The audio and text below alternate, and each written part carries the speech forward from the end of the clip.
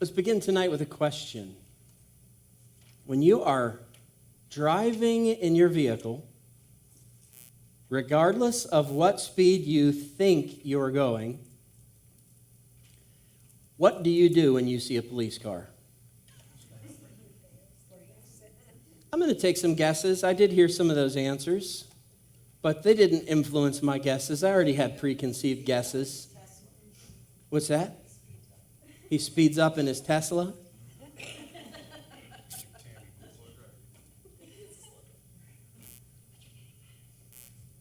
They probably are going to invent some kind of taser for a Tesla. I'm just letting you know. You cut the electricity to that thing, it's done. I'm going to guess you probably either just immediately out of instinct hit the brakes, or at least cover the brakes with your foot and then check what? Your speedometer. How did I know that? Because we all do it. Because I do it. Because people have told me they do that.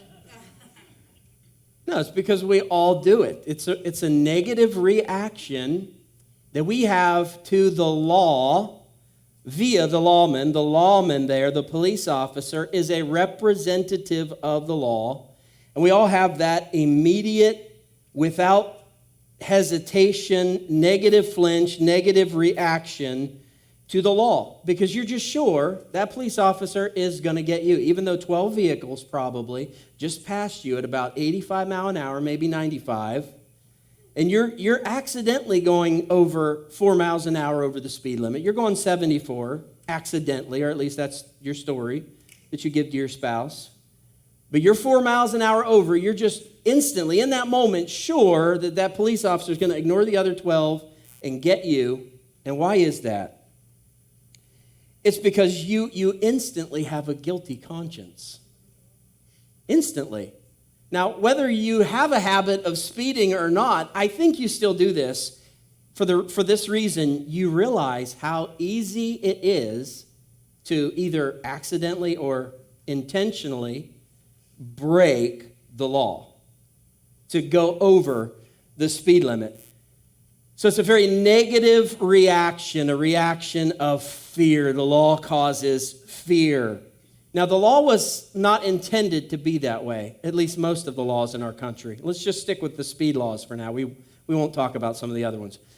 But those speed laws were not created to be negative laws. They were created to be very positive laws. They were created to protect you and your family in your car on the road and get you safely to your destination. That's the purpose of the law. So the law is positive. The law is good.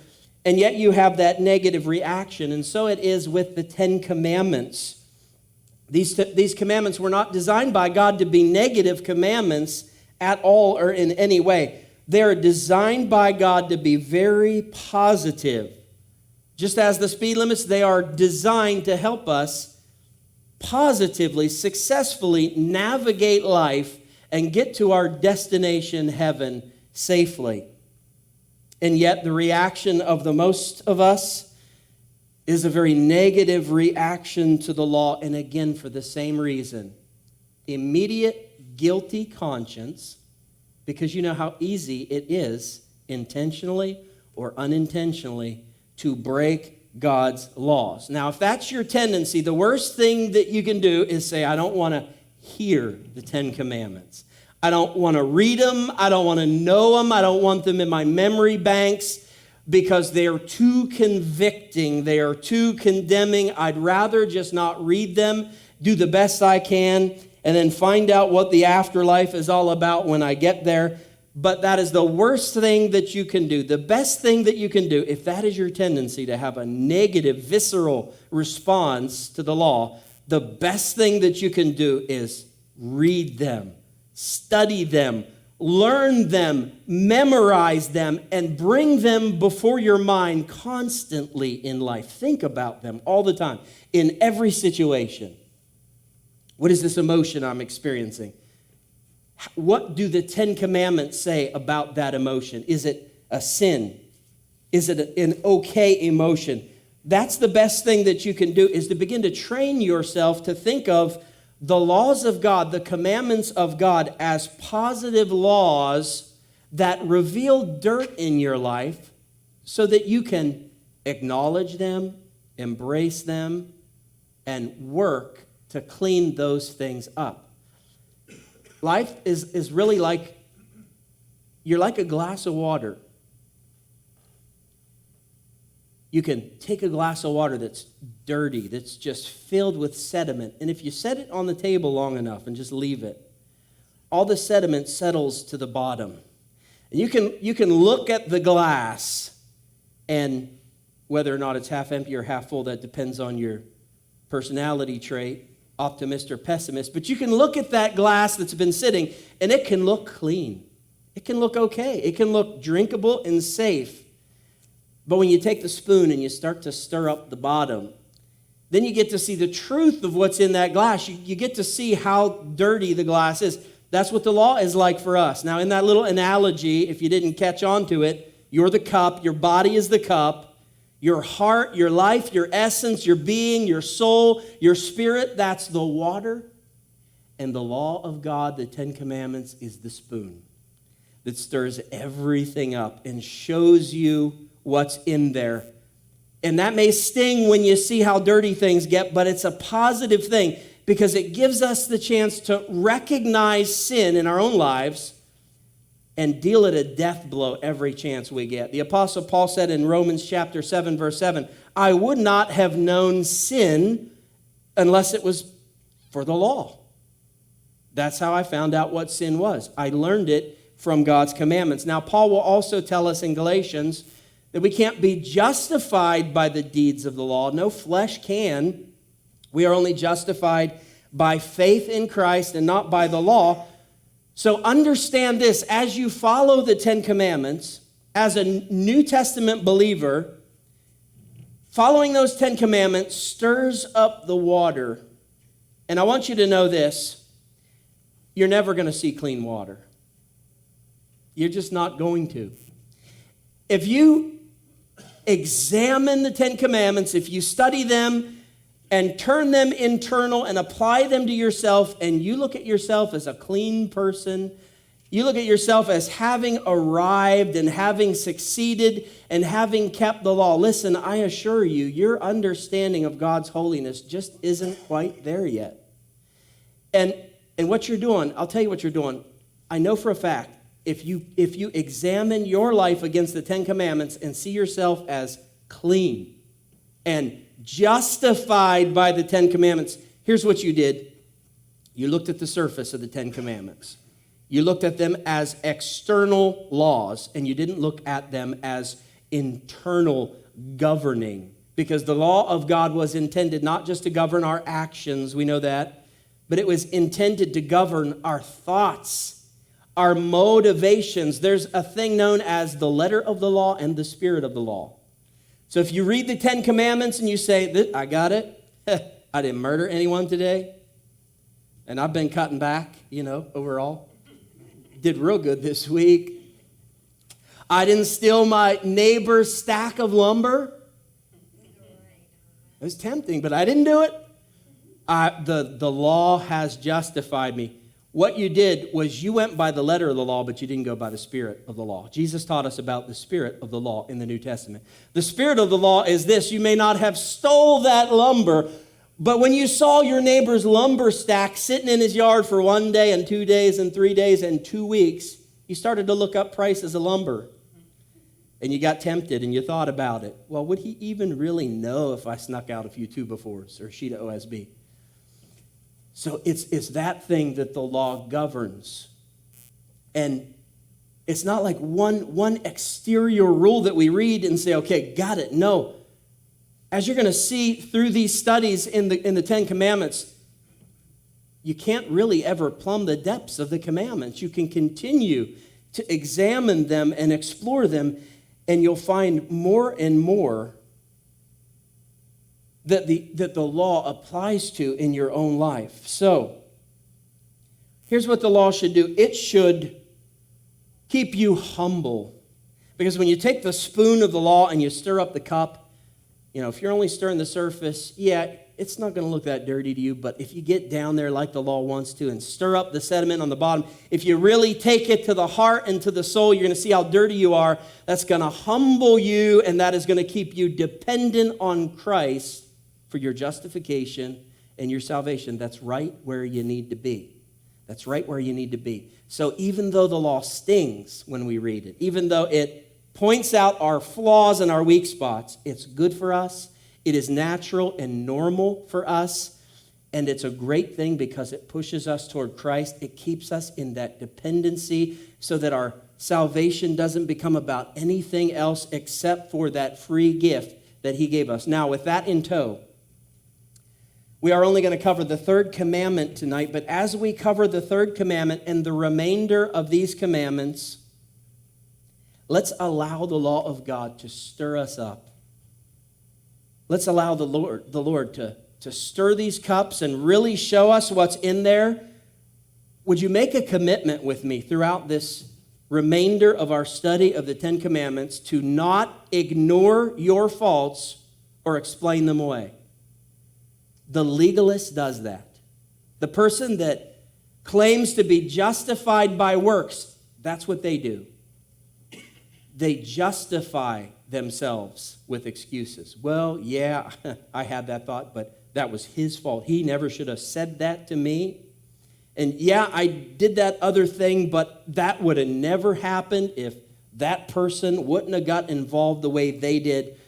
So they make excuses for their behavior and the attitudes of the heart that don't match up to God's law. They excuse themselves away. Let's commit to not do that. Let's let the law just show us as for who we are when we study through this. Are you in it with me? All right? I'm not going to be laying guilt trips on you as we do this. I'm going to be sharing with you my views on the Ten Commandments. And I want you to take those home with you, pray about the things that I've shared, and ask the Lord if he wants you to apply these commandments in the same way. So Exodus chapter 20, let's take a look at the third commandment, verse 7. You shall not take the name of the Lord your God in vain, for the Lord will not hold him guiltless who takes his name in vain.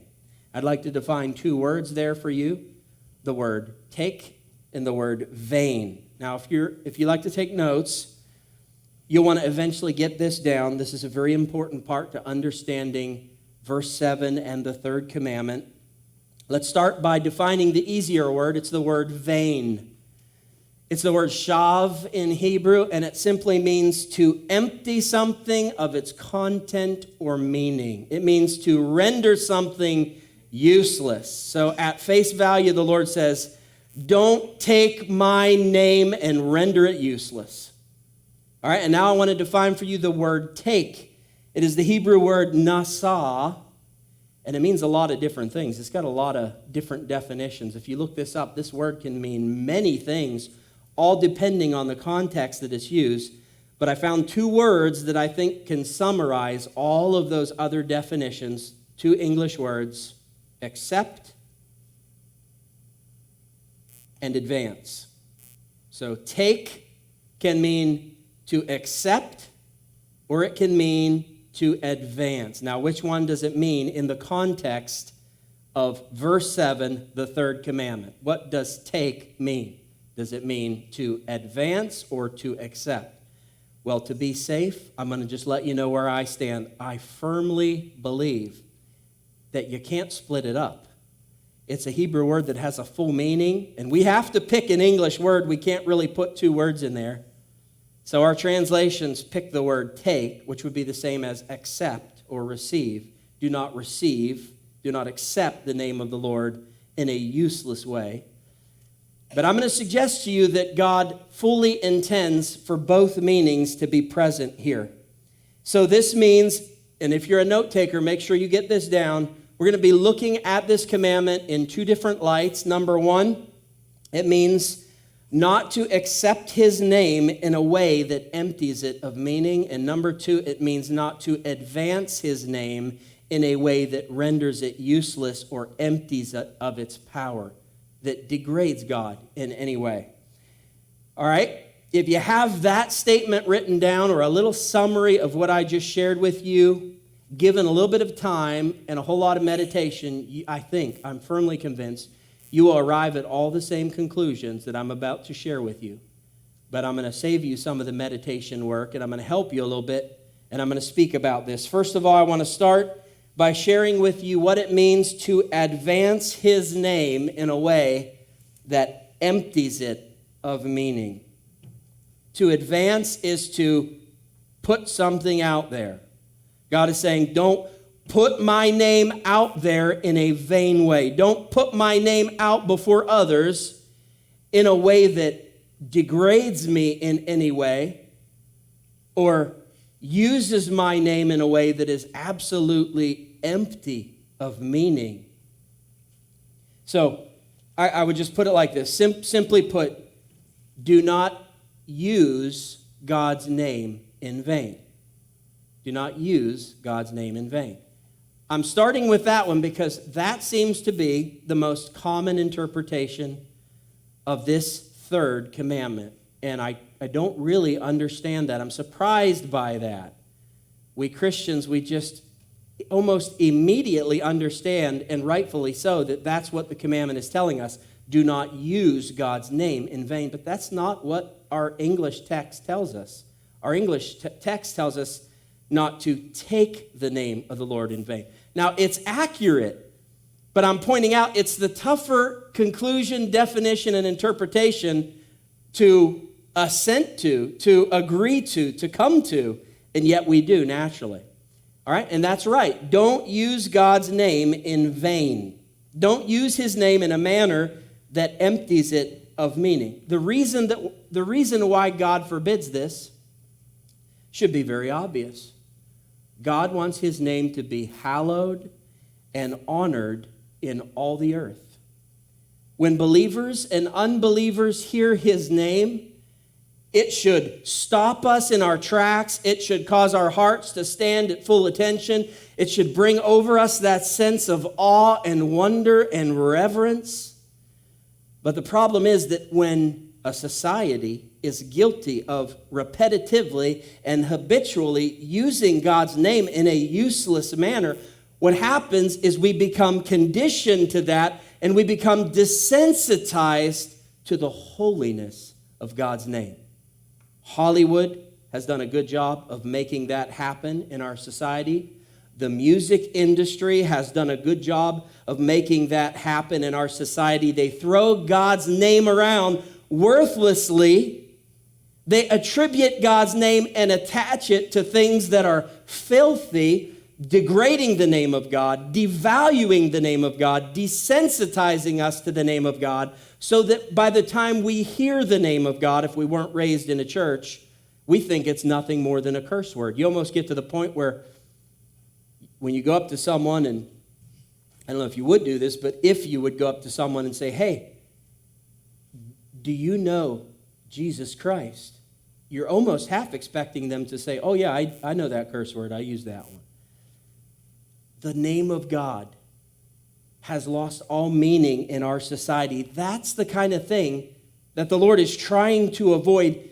And I say he has every right to do so. There's certain things I don't want my name attached to. If you're selling a product I don't want it to say Pastor Arlyn approved in your ad on social media.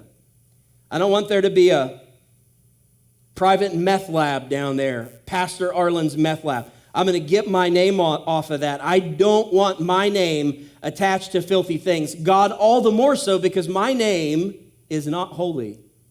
I like it. It's a good name. It means a good thing.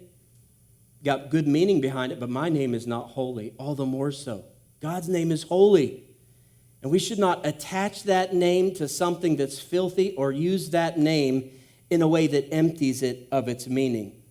So that's why God forbids it. But I don't want to assume that you know what this looks like in real life. So here's what I'm going to do. Humor me for a little bit.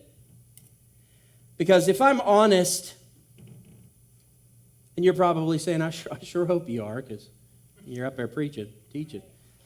If I'm honest, I've heard Christians I'm not going to say whether it's from this church or not. I've heard Christians use God's name in vain and think nothing of it. Now, I know the people, so I know their hearts. They don't realize they're doing it. They do it out of ignorance, but they're taking God's name in vain and they think nothing of it. I just want to remind you that ignorance of God's law is not a good reason to break his law. If that's the best you got when you stand before God in judgment, oh, well, I didn't know, so, well, let me in. If that's the best you got, I think you got a weak case, because the Lord would say, well, you may not know that. You may not realize that you were using my name in a degrading way all throughout your life, but that book of mine, the Bible, 66-volume book in one, that sat on your shelf for 30 years, it was in there. And if you'd have looked over that passage just a few times, one of the basics, the 10 commandments of life, it might have stopped you from dishonoring me by degrading my name, by dragging my name through the mud. So ignorance is not a good excuse. Here's what I'm going to do. I'm going to walk through this in a very elementary way. I'm going to give you some very basic examples, and I'm going to say some of the words. I don't want you to be offended tonight. I'm going to say some of the words you'd never hear me say outside of this setting. So when I throw these words around tonight, when I say these phrases or expressions, I want you to understand I'm not using them in a vain way, and I'm not using God's name in a vain way. I'm doing this for the purpose of teaching you. And in the purpose of teaching you, what I'm hoping to do is elevate his name again. I'm hoping that through this teaching, through me using expressions and giving you examples and saying things I wouldn't say in life, I hope that what I'm going to do here is cause all of us as a church and those listening out there on Facebook Live to honor God's name even more so. So bear with me as we take a look at this in a very elementary kind of way, as we go through some very basic examples of what this looks like. Let me start with this. First of all, do not use God's name or any variant of God's name or title or descriptive name. Don't use God's name in any way as a curse word. Let me tell you the most commonly used curse word that involves the name of God, and it is this: God damn it. Now just let's use our Christian hearts and our godly brains for a minute to think about the stupidity of those kind of statements, God damn this and God damn that. Think about the stupidity and the inappropriateness for a believer to use that kind of language. Let's look at an example. I'm gonna aim this toward the guys. There may be some ladies that like to do this sort of thing too, but I think this is mostly applicable to the guys. Let's say that you are changing the brakes on your vehicle, either because you're a good mechanic or you're too cheap to spring for a good mechanic, maybe a little bit of both. So you go to change the brakes on your vehicle, and you're trying to get the caliper free from the bracket, and you got those two big bolts, and they just won't let loose. I use this as an example because this is life experience. This is typical, getting those two gigantic bolts free. So you get the standard ratchet out and you give it a shot. That don't work. You bring out the impact set, and that doesn't work. You squirt it down with WD-40. You get the blowtorch out and you're thinking about it. I might just take the blowtorch to this thing. Nothing that you do frees those bolts from that bracket, so you say in anger, God damn it. Think about what you just said. What did you damn? What did you say? Here's what you just said by saying, God damn it, in that situation. You have prayed a curse over your brakes. Do you think that's really a wise thing? That's what you did when you're working on your brakes and you said, God damn it. What you were saying is, God, curse these brakes to hell. And you better hope God don't take you up on that and answer that prayer. Because when you're driving down the road at 74 miles an hour, because you don't see any cops, you would be going 70 if you saw cops, but You're going 74 miles an hour down the road. The last thing that you want to have happen is those cursed brakes give out on you. Or how about this? You're working on something, men, and we all do it, unless you have an air nailer. You strike the thumb with the hammer. And what do you say? Well, hopefully no one in here. What does the world say? God damn it. Well, let me ask you, what are you damning in that situation? Are you damning the hammer? Because if you're praying damnation over the hammer, that probably means the hammer's going to get your thumb again. Are you damning your thumb? That's your thumb. If you damn your thumb, you're not going to be able to hitch a ride. You're not going to be able to thumb for a ride when your cursed brakes give out. So what are we doing? Do we understand the seriousness of what we're saying? If God would just really answer those prayers instantly, you know how screwed up your life would be? You know how messed up things would be in life? The door was sticking, God damned it, so it fell off. Your brakes were sticking, you God damned it, so they gave out on you coming down the summit. Life would be a mess. Hey, it gets even worse when we start God damning people. In moments of temporary anger, we're literally, whether we realize it or not, whether there's meaning behind it or not, we are literally praying for God to curse people to hell. Sometimes our spouses, our children, our family members, our close friends because of anger. I personally knew of a young lady that was having marital problems, marital disputes in her home. Things got really bad. And one morning before his shift, they really got into it, and she really let loose on him. And she used some colorful language, some very foul language, and she said things like this. She told me her story. She said things like this: God damn you. Now here's the sad part. That man, her husband, he went off to work to do his shift. He went straight into work, straight to his desk.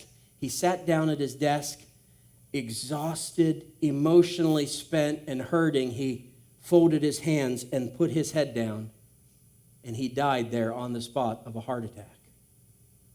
Now, how do you think that worked out for the young lady that had just God damned him and cursed him up and down?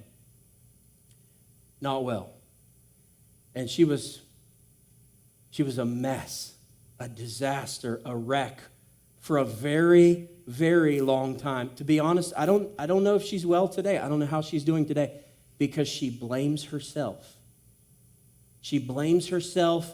She hurts over the way that things ended there in that situation with her husband, because deep down, under the temporary anger and the careless usage of words and the attachment of God's name to curses on her husband, the fact was she really loved him. Now, am I suggesting that God took her up on that and answered her prayer and damned her husband and killed him on the spot? Of course not. All I'm suggesting is that we don't understand the weight of what we're saying when we use God's name as a curse word. I hope it's not a problem for anyone in here. If it is, I think it's time to really start working on that problem. May those type of words, those reckless and blasphemous words with God's name attached, never come out of your mouth. Now, let me show you what it sounds like when you use God's name as an expletive. What is an expletive? It's a foul word. We would say a four-letter word. Here's what it sounds like when you use God's name or some form of it as an expletive. It is as subtle and as simple as this: oh my God. Or OMG on your social media posts and emails and texts. OMG. Let me give you an example. This is for the ladies. We picked on the men. This is for the ladies, the sisters. Hypothetical example. let's say a friend of yours, a girlfriend of yours, ladies, she's celebrating a special anniversary with her husband. So excitedly, she gets all decked out. She gets her makeup on and a fancy evening gown. She gets her hair did. And she's excited to show you how wonderful she looks. So she comes over to your house. You're her best friend. And she wants you to see her, and you see her, and you say this, "Oh my God, you look amazing." Now, is that fine? Is that harmless? Is that okay to say? Or is that using God's name in vain? Well, let's ask a few questions, shall we? Let's examine this, shall we? You said, "Oh my God, you look amazing." Why did you say that? Why did you attach God to that statement? "Oh my God, you look amazing." Why did you say that? Was it a prayer? I don't think so, unless you were interrupted, like you were praying, "Oh my God, I come to you in Jesus. Oh, you look amazing." No, get real. You weren't praying. That wasn't a prayer. Strike one. Was it a praise? I doubt it. "Oh my God, praise your name for how amazing she looks. You're so wonderful, Lord, the things you've made." I don't think that's it. So it's not a prayer. It's not a praise. It's not spiritual in any way. You're not using God's name to teach. You're not quoting a scripture. There's no spiritual use for you to put God's name into that. So what you're doing is you're using it as an expletive. You're using it as a filler word. You're throwing God's name around carelessly and recklessly as if his name isn't higher than every other name and honorable, the only name under heaven given whereby mankind must be saved. You are, in doing so, using his name in vain. You're attaching God's name to useless stuff. Now, anytime you do that, there's a simple test that'll tell you if you're using God's name as an expletive, as a four-letter word. Here's the test. Take out God's name in the sentence you just gave. Insert an expletive. I'm not going to list them out for you, and I'm not passing out paperwork. If you don't know them, I don't want you to know them. Insert an expletive in there. Insert a cuss word, some foul language in there, and if it doesn't change your intended meaning whatsoever, then you've used God's name as an expletive.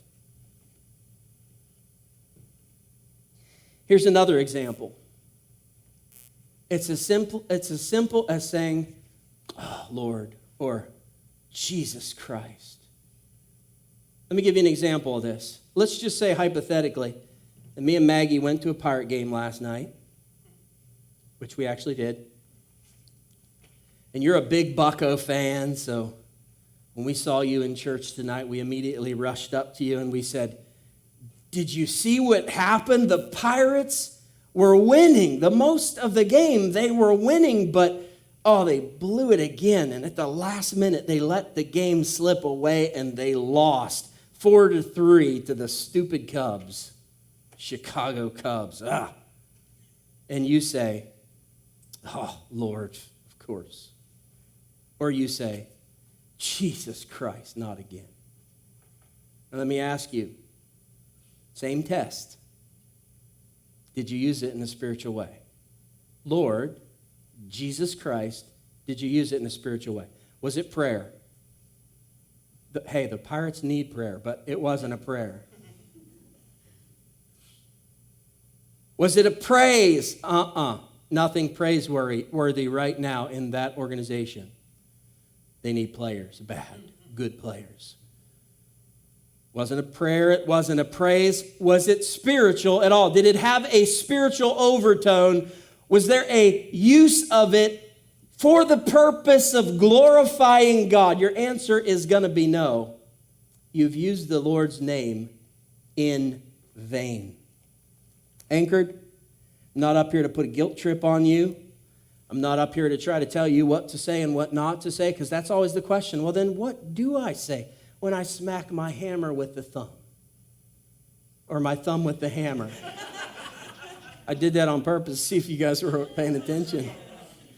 What do I say, Arlyn, when I smack my thumb with the hammer? Yeah, how about ouch? Just a thought, just a suggestion. How about ouch? What do you say when you hear that the Pirates lose again? How about this?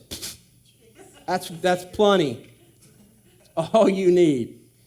I'm not up here to tell you what to say and what not to say. I'm up here to get you to think about what the commandment really means and what it's really saying. Pray about this. Ask the Lord to help you so that every time you use God's name in any form, anytime his name or any variant of his name comes from your lips, that you have a spiritual and honorable reason to speak it. No expletives. God's name is not an expletive. No curse words with his name in it. God's name is not a curse word. And may I be so bold as to suggest, don't even use his name as a filler. Sometimes we do that when we're praying. And I'm talking to all of us. We use the word Lord or God as if it's our period for the end of every sentence. I do think we use it recklessly and carelessly. It's not a filler word. It's not a curse word. It's not an expletive. His name is holy. So if it's going to come off your lips, make sure it is intentional and for the purposes of honoring him or communicating him in some way. Do you know that the Jews, as far back as I can study, so revered the holy name of God that they wouldn't even say the name Yahweh in full? Did you know that? They wouldn't say Yahweh. They were in such reverence of the name of God and so concerned that they might violate the third commandment that they shortened the name of Yahweh to what? Yah. Y-A-H. And I'm talking, folks, they just wouldn't use it. Even when they read it, even when they read it in the Old Testament scriptures, when they read the name Yahweh, they won't say Yahweh, they say Yah. When the scribes copied the Old Testament scriptures, when they got to the name Yahweh, they would write Yah. Now, maybe that's an overabundance of caution, but I think we can learn from the heart behind that. I think that's very honorable. Lord, I don't even want to get close to using your name carelessly, haphazardly. I don't want to just be throwing your name around. I don't want to get so used to saying your name or your titles that it just becomes filler words or flowing words or expletives. I don't want it to be exclamations on my sentences. When your name comes off of my mouth, I want to make sure I mean it and I'm honoring it. So, that is all under the umbrella of God's name being advanced, being used in vain. There's a whole nother umbrella here. But don't worry, it's not going to take me long. I want to share this with you and then we'll close. There's a second umbrella here. Here's what most people miss when it comes to the third commandment. True, God's name is not to be a curse word or an expletive or a filler word. We are not to advance or put God's name out there in an empty and meaningless way, but neither are we to take, to accept, to wear his name in a worthless or useless or vain manner. It's arguably the greatest blasphemy here in the whole teaching. It's obviously arguably the greatest blasphemy to claim the name of the Lord, to call him Lord, to claim the title Christian, to claim to be believer and follower, and yet in your actual true life, you are neither a believer or a follower. Here's what that may look like. That may look like coming to church on Sunday and praising the name and calling on the name and then completely ignoring him Monday through Saturday. It may look like that. It may look like this. I know you're familiar with these people. Well, I'm a Christian, but I don't go to church. There's people there. I don't like people. And people don't like me because I don't like people. I don't go to church. I don't crack the book. I don't pray, but I'm a believer. I'm a Christian. That's my title. I put that on my social media profile. Religion, Christian. That is taking, bearing, accepting God's name in vain. It can look many different ways, but what it is, in summary, is it's that worthless, useless, vain kind of association that a person has with the Lord. Do you remember from our Luke studies? This kind of person is a chino. You remember that? It's something I made up, but I guess I liked it because here I am using it again. It's like a rhino. Do you remember what a rhino is? A Republican in name only. What does that mean? They're really a Democrat. They're posing as a Republican, trying to steal Republican votes. Whatever their reason, they're not really a Republican. They are a rhino, R-I-N-O, a Republican in name only. So what's a chino? It's a Christian in name only. You've taken the name. You bear the name. You consider yourself a Christian, but he's not your Lord. You don't really believe, and you certainly don't follow. I think, without a doubt, not a shred of doubt in my heart. That looked like something Donald Trump would do. Not a shred in my heart of doubt that when the Lord gives us this third commandment, he means all of that, every single bit of that. So whether you are advancing God's name in vain or accepting God's name in vain, I believe that both are prohibited here in the third commandment. To be sure, they are prohibited in the 66-volume book that he gave us. So, tonight, would you stand with me? We're going to close out in a song and a prayer. Yes, believe it or not, we actually got to the song tonight. I don't know if you know this, but every Wednesday night we have a song prepared to do at the end of the service.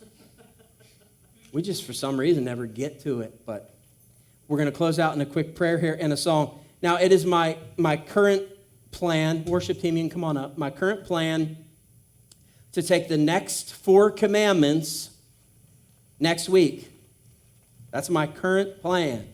But my plan tonight was to go through all of the rest of the commandments. So what I'm telling you is that is my current plan, the next 4 commandments next week, and then finish it up the week after. But I'm going to make this commitment.